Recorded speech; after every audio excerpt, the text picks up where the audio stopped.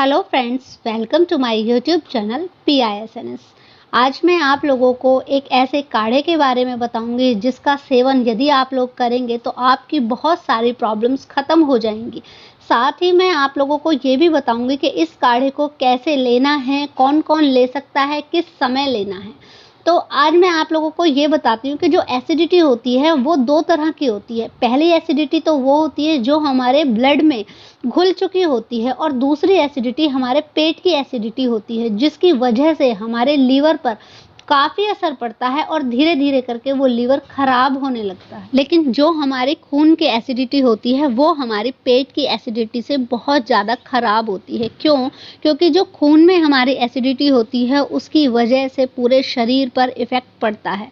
तो इसलिए आज मैं आप लोगों को बताऊंगी कि जो खून की एसिडिटी है उसे आप कैसे शरीर से बाहर करें और जो पेट की एसिडिटी है उसे शरीर से कैसे निकालें। अब मैं आप लोगों को बताऊंगी कि इस काढ़े के ज़रिए आप अपने शरीर से ये एसिडिटी को कैसे बाहर निकाल सकते हैं। और इस काढ़े के अगर फ़ायदे आप लोग जानेंगे तो आप लोग जानकर हैरान हो जाएंगे कि कितनी आसानी से आपके शरीर में से वात को बाहर निकाल देगा और एसिडिटी को बिल्कुल ख़त्म कर देगा। और अगर वात की वजह से आप लोगों को घुटनों में दर्द होता है तो वो कैसे दूर हो जाएगा। मैं आप लोगों को खून की एसिडिटी और पेट की एसिडिटी के बारे में तो ऑलरेडी बता ही चुकी हूँ। अगर आप लोगों के गले में खरांश है या फिर आप लोगों को सर में बहुत ज़्यादा दर्द होता है तब भी आप इसे इस्तेमाल कर सकते हैं। यानी कि ये एक काढ़ा है और तीनों रोगों में आप लोगों को फ़ायदा पहुंचाएगा। यानी अगर आप लोगों को वात, पित्त या कफ तीनों में से कोई भी दोष है तो आप लोगों को ये काढ़ा बहुत ही फ़ायदा पहुंचाने वाला है। दूसरी चीज़, इस काढ़े में इस्तेमाल होने वाली सारी ही चीज़ें आपको इजीली किचन में आपकी मिल जाएंगी और ना मिले तो इजीली जो पंसारी की दुकान है वहाँ पर मिल जाएंगी। अब मैं आप लोगों को ये बता देती हूँ कि अगर वीडियो से रिलेटेड कोई भी सवाल आपके मन में है तो प्लीज़ कमेंट बॉक्स में ज़रूर लिखिएगा और मुझसे पूछिएगा। अगर आप लोग डायबिटीज़ के पेशेंट्स हैं तब भी आप लोगों को इस काढ़े को ज़रूर प्रयोग करना चाहिए। अगर आपके खून में काफ़ी गंदगी आ गई है या आपको ब्लड से रिलेटेड किसी भी तरह का इन्फेक्शन है तब भी आपको ये प्रयोग ज़रूर करना चाहिए। दूसरी चीज़, अगर आपकी आर्टरीज़ में ब्लॉकेज आ गई है या फिर बैड कोलेस्ट्रॉल बहुत ज़्यादा बढ़ गया है तब भी आपको इसका प्रयोग ज़रूर करना चाहिए। अगर आप लोगों को हाई BP की प्रॉब्लम है और उसको परमानेंट क्योर करना चाहते हैं तब भी आप लोगों को इसका सेवन ज़रूर करना चाहिए। इसके अलावा अगर आप लोगों को जोड़ों से रिलेटेड कोई भी परेशानी है, दर्द है, तब भी आपको इस काढ़े का प्रयोग ज़रूर करना चाहिए। इसके अलावा अगर आपको कमज़ोरी फील होती है या अपने शरीर में बल को बढ़ाना चाहते हैं तब भी आप लोगों को इस काढ़े का प्रयोग ज़रूर करना है। अगर आप लोगों की हड्डी टूट गई है और उसमें बहुत ज़्यादा दर्द होता है तब भी आप लोगों को इस काढ़े का सेवन ज़रूर करना चाहिए। दूसरी चीज़, अगर आप लोगों के मुंह में जल्दी जल्दी छाले हो जाते हैं तब भी आप लोगों को इस काढ़े का सेवन ज़रूर करना चाहिए। कैसे करना है वो भी मैं आपको बताऊंगी। अगर आप लोगों को पीलिया बहुत जल्दी हो जाता है तब भी आप लोगों को इस काढ़े का सेवन करना चाहिए। अब मैं आप लोगों को ये बता देती हूँ कि इस काढ़े को किस तरह से बनाना है और कौन कौन सी चीज़ें इसमें इस्तेमाल होनी है। तो पहली चीज़ है इसमें अर्जुन की छाल। जी हाँ, अर्जुन की छाल। मैं आप लोगों को बता देती हूँ कि अर्जुन की छाल एक क्षारीय प्रकृति का पदार्थ है।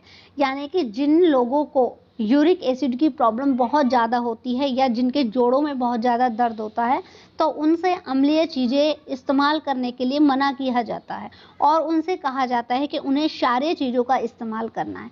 तो जो अर्जुन की छाल है उससे ज़्यादा क्षारीय चीज़ कोई भी नहीं है। इसके अलावा अगर आप लोगों को जोड़ों में दर्द होता है तब भी आप इस काढ़े का प्रयोग कर सकते हैं। अर्जुन की छाल में और भी बहुत सारे पोषक तत्व होते हैं। आप लोगों को 1/4 जो आपका नाखून होता है उसके बराबर की अर्जुन छाल लेनी है, क्योंकि इसकी जो प्रकृति होती है वो बहुत ज़्यादा गर्म होती है। तो इसलिए गर्मियां हैं तो इसका प्रयोग ज़्यादा ना करें। इसका प्रयोग सिर्फ इतना ही करें जितना आपकी छोटी उंगली के नाखून के बराबर ही आपको इसका प्रयोग करना है। और जो दूसरी चीज़ है वो है गुड़।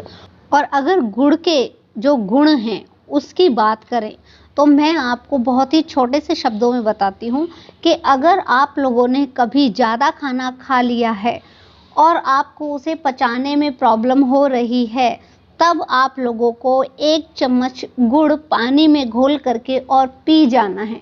तो आपका खाया हुआ खाना बहुत ही ईज़िली डाइजेस्ट हो जाता है, यानी कि ये हमारे इंटेस्टाइन को स्ट्रॉन्ग करता है। और दूसरी चीज़ मैं आप लोगों को बता देती हूँ कि यदि आप लोग कभी कम खाना खाते हैं और अगर उसके ऊपर से चीनी खा लेते हैं तो वो कम खाया हुआ खाना भी 3 घंटे तक नहीं पचेगा, क्योंकि चीनी जल्दी से हमारे खाने को डाइजेस्ट नहीं होने देती है। तो इसलिए गुड़ में इतने सारे पोषक तत्व होते हैं जिससे कि हमारा खाना इजीली डाइजेस्ट हो जाता है। दूसरी चीज़, हम लोगों को इसमें 1 चम्मच गुड़ का प्रयोग करना है और गुड़ आप लोगों को जो पुराना गुड़ होता है, जो तांबे कलर का होता है, वो लेंगे तो बहुत बेस्ट होगा।